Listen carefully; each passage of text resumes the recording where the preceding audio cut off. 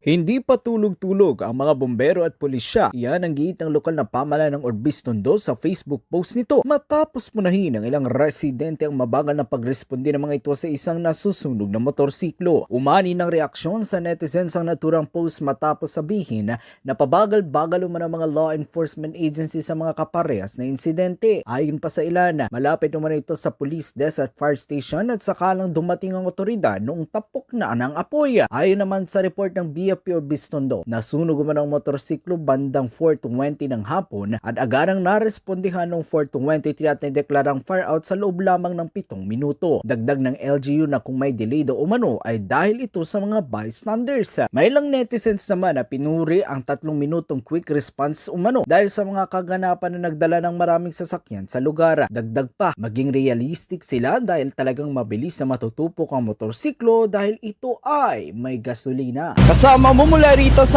IFM Dagupan, ito si Idol Matthew Pacheco. Tatak IFM. IFM News. IFM News. IFM News.